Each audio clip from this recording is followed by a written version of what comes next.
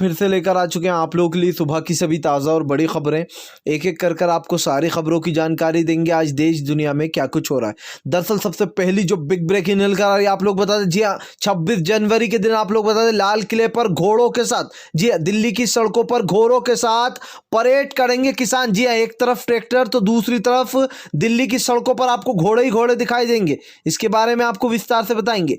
वहीं पर दूसरी बिग ब्रेकिंग में हम आपको बताएंगे, जी हाँ दरअसल आप लोग बता दें पत्रकार ने बोला मोदी सरकार पर बड़ा हमला, कहा ये इस वक्त तक का, जी हाँ इस वक्त तक का सबसे बड़ा आंदोलन बन चुका है। मोदी सरकार के पास किसान कानून वापस लेने के अलावा कोई भी जो विकल्प नहीं बचेगा। इसके बारे में आपको विस्तार से बताएंगे। वहीं पर अगली बिग ब्रेकिंग में हम आपको बताएंगे, जी हाँ सुधीर चौधरी ने फिर से दिखाई अपनी दलाली, उठा रहा है किसानों के ऊपर सवाल, लेकिन एक बार ये नहीं पूछ रहा है कि ये जो कमेटी बनाई गई है ये मोदी भक्त है। इसके बारे में भी आपको विस्तार से बताएंगे। वहीं पर अगली बिग ब्रेकिंग में हम आपको बताएंगे, जी दरअसल दोस्तों आप लोग बता दें अब एक बार फिर से लटकने लगी है मोदी सरकार के ऊपर तलवार। जी हरियाणा की सरकार कभी भी गिर सकती है। अब दुष्यंत चौटाला के ऊपर किसानों ने दबाव बना दिया, अगर नहीं लिया समर्थन वापस तो दुष्यंत चौटाला को जो यहाँ पर गांव से बाहर भी निकाल सकते हैं। जी हाँ खाप पंचायत का बड़ा फैसला, इसके बारे में भी आपको बताएंगे।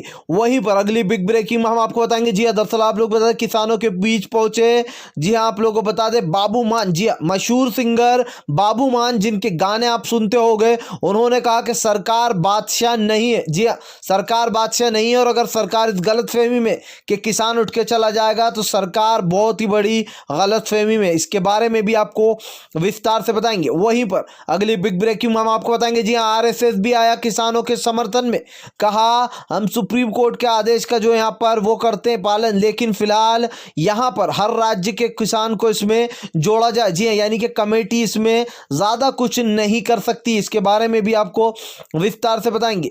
वहीं पर अगली बिग ब्रेकिंग में हम आपको बताएंगे, जी हां दरअसल दोस्तों भाजपा का असली चेहरा आ चुका है देश की जनता के सामने, किस तरीके से सुप्रीम कोर्ट के जजों पर दबाव बनाती है। जी हां ये गेंद जानबूझकर सुप्रीम कोर्ट के पाले में डाली गई थी ताकि ये केस जो सुप्रीम कोर्ट पहुंचे और उसके जरिए इस किसान आंदोलन को ठंडा कराया जाए।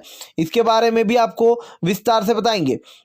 वहीं पर अगली बिग ब्रेकिंग में हम आपको बताएंगे, जी हां दरअसल दोस्तों आप लोग बता दें किसानों ने कहा फिलहाल कृषि कानून रद्द ही एक सरकार के पास ऑप्शन है। हम 3 साल तक और बैठे रहेंगे लेकिन मोदी का सफाया कर देंगे 2024 में, लेकिन यहां से हिलेंगे नहीं।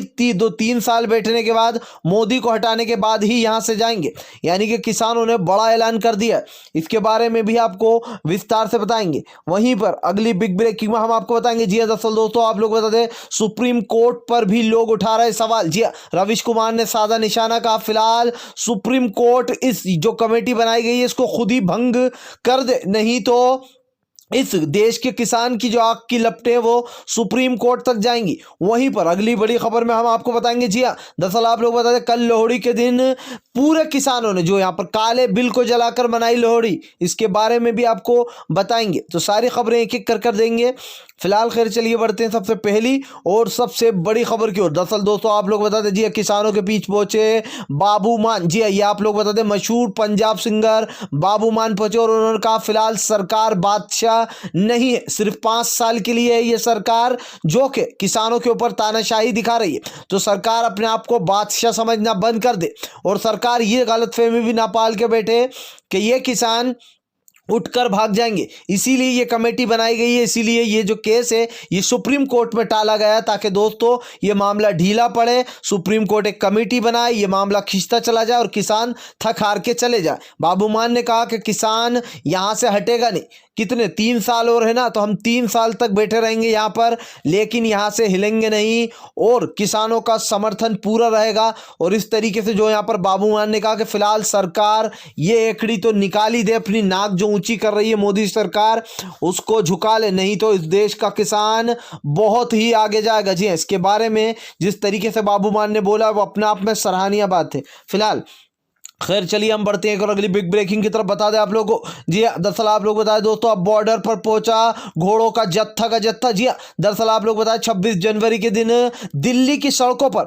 आपको घोड़ों के साथ परेड करते हुए दिखाई देंगे हमारे किसान भाई। जी हाँ, एक तरफ ट्रैक्टर जो है दिल्ली की तरफ कूच कर जाएंगे, तो वहीं दूसरी तरफ दिल्ली की सड़कों पर आपको घोड़े भी दिखाई देने वाले। जी हाँ, आप लोग बता दें हजारों की तादाद में घोड़े जो है वो किसानों के समर्थन में पहुंच रहा है। यानी कि मोदी सरकार को एक और बड़ा झटका। पहले तो सिर्फ ट्रैक्टर ही निकालने वाले थे किसान, अब घोड़ों का भी इंतजाम, और काफी किसान जो वहां पर घोड़े ले लेकर पहुंचते हैं, उसमें कई निहंग सिक्के जो कि अपने घोड़ों के साथ परेड निकालने वाले हैं। यानी कि 26 जनवरी के दिन मोदी की पूरी तरीके से विदाई करने का इंतजाम कर लिया किसान भाइयों ने फिलहाल। खैर चलिए हम बढ़ते हैं एक और अगली बिग ब्रेकिंग की तरफ। बता दें आप लोगों को अगली जो बड़ी खबर निकल कर आ रही, जी हाँ दोस्तों, बता दें आप लोगों को पत्रकार का मोदी सरकार पर वार। जी हाँ, कहा फिलहाल ये अब तक का सबसे बड़ा आंदोलन है, मोदी सरकार को झुकना ही पड़ेगा, दूसरा कोई विकल्प नहीं। जी हाँ दोस्तों, पत्रकार ने ही ये चुनौती दे दी कि मोदी सरकार को किसानों के सामने झुकना ही पड़ेगा, इसके अलावा और कोई जो यहाँ पर उनके पास ऑप्शन ही नहीं। बता दरअसल आप लोग बता दें, इनका नाम है अमित वदूड़ी। जी हाँ, और इन्होंने अपने फेसबुक पेज पर अमित वदूड़ी साहब ने एक पोस्ट शेयर की जिसमें उन्होंने लिखा है कि फिलहाल ये अब तक का सबसे सबसे सबसे स्ट्रॉन्ग और अब तक का सबसे बड़ा आंदोलन बन चुका है, जिसमें लाखों किसान के जत्थे हैं दोस्तों। इससे पहले आपने देखा होगा एनआरसी जो CAA का था वो बहुत बड़ा बन गया था आंदोलन, लेकिन अब ये इसने उसको भी पीछे छोड़कर किसान भाइयों ने अपनी आगे एंट्री ले ली। यानी कि अब कहीं ना कहीं जो अमित वदूड़ी साहब ने कहा है कि मोदी सरकार के पास और कोई विकल्प नहीं है, वो क्यों नहीं है? क्योंकि किसान ने सीधी चेतावनी दे दी है, किसान ने सीधी धमकी दे दी कि फिलहाल कोई हटाने वाला पैदा नहीं हुआ हमें जो यहां से हटा देगा। यहां से सिर्फ हटेंगे तो मरकर हटेंगे, सीने में गोली खा के, उसके अलावा यहां से हटेंगे ही नहीं। तो अब मोदी सरकार के पास देखिए दोस्तों, कोई ऑप्शन है नहीं। मोदी सरकार लाठीचार्ज कराएगी तो इस देश का माहौल बिगड़ेगा। वो मुझे 100% यकीन है कि लाठीचार्ज कराने में मोदी सरकार नहीं बढ़ाएगी ये कदम आगे, क्योंकि उन्हें अपनी रेपुटेशन की भाई बहुत पड़ी है। जी हाँ, सरकार को पता है कि अगर उसने लाठी चार्ज कराई तो किसान और भी बिदक जाएंगे, उसके बाद सरकार को बचाना मुश्किल हो जाएगा फिलहाल। खैर चलिए हम बढ़ते हैं और अगली बिग ब्रेकिंग की तरफ।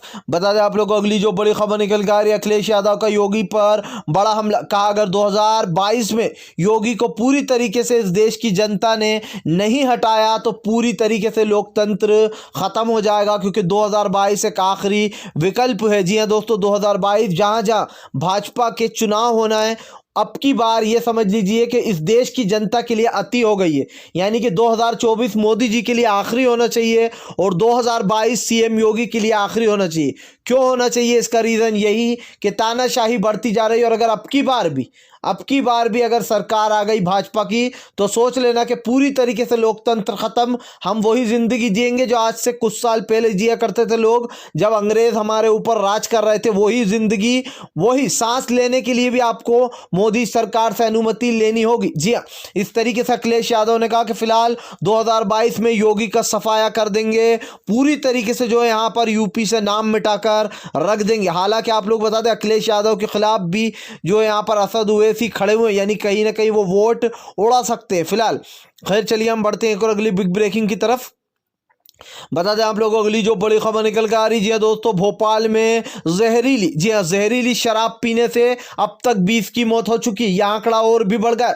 एक तरफ शिवराज सरकार लव जिहाद पर कानून ला रही है, दूसरी तरफ कई गांवों में जहरीली शराब बना कर बेची जा रही है, जिससे अब तक 20 लोगों की मौत हो चुकी है। अब आप खुद सोच लीजिए, सरकार एक तरफ जो यहाँ पर लव जिहाद जैसी फालतू चीज पर कानून बनाती है, और जिस चीज पर कानून बनाना चाहिए उस पर कानून नहीं बनना। क्यों? क्योंकि इससे सरकार को सबसे ज्यादा पैसा मिलता है। शराब एक ऐसी चीज है जिससे सरकार जमकर कमाई कर रही है दोस्तों। इस चीज को कैसे रोकेगी सरकार? आप खुद सोचिए, वरना अभी तक 20 लोगों की मौत हो चुकी है फिलहाल। खैर चलिए हम बढ़ते हैं एक और अगली बिग ब्रेकिंग की तरफ।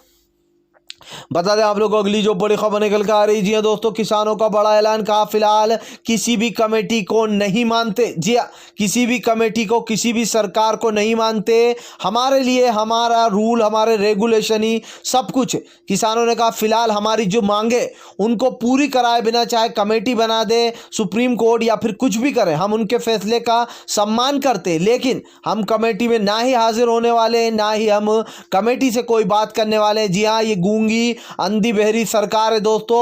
और सुप्रीम कोर्ट ने जो ये फैसला लिया है ये किसानों के लिए बहुत ही बड़ा घातक साबित होगा। ये आप लोग बता दें रविश कुमार साहब ने भी बोला, भानु प्रताप ने बोला, और सबसे बड़ा आप लोग बता दें अजीत अंजुम साहब ने भी बोला कि जिस तरीके से ये छल किया गया है, सरकार के द्वारा दबाव डाला गया पहले सुप्रीम कोर्ट पर, फिर जानबूझकर इस मामले को जो भाजपा के ही लोग थे वो सुप्रीम कोर्ट में लेके गए, क्योंकि किसानों की तरफ से इस मामले को कोई लेकर नहीं गए थे सुप्रीम कोर्ट। ये बात आप जान लो, ये जो मामला गया ये भाजपा के ही इंसानों ने दाखिल कराया अन्य व्यक्ति बनकर, और जो इस चीज़ को बड़े ही पोलाइट तरीके से इसको उलझाने की कोशिश की जा रही है। ऐसे 4 लोगों की कमेटी बनाई सुप्रीम कोर्ट ने, जिसके ऊपर सुप्रीम कोर्ट के ऊपर ही लोगों ने सवाल खड़े कर दिए कि सुप्रीम कोर्ट क्या इतने दिन से सुप्रीम कोर्ट के न्यायाधीश महोदय को, सीजीआई महोदय को ये नहीं दिख रहा है कि क्या चल रहा है। दोस्तों न्यूज़ चैनल तो सभी देखते हैं, सभी देखते होंगे, लेकिन उन 4 लोगों को जो यहाँ पर कमेटी का मेंबर बनाना, जो कि लगातार मोदी भक्ति में लीन है, लगातार जो यहाँ पर इस कृषि कानूनों का समर्थन कर रहे हैं, आप ऐसे इंसान की कमेटी बना रहा हो, ये तो वही बात हो गई कि आप चोट खाने के बाद अपने ही हाथ से अपने जख्म पर मिर्ची लगा रहा हो, जी हाँ, ताकि और जख्म बढ़े। फिलहाल खैर चलिए बढ़ते हैं हम एक और अगली बिग ब्रेकिंग की तरफ।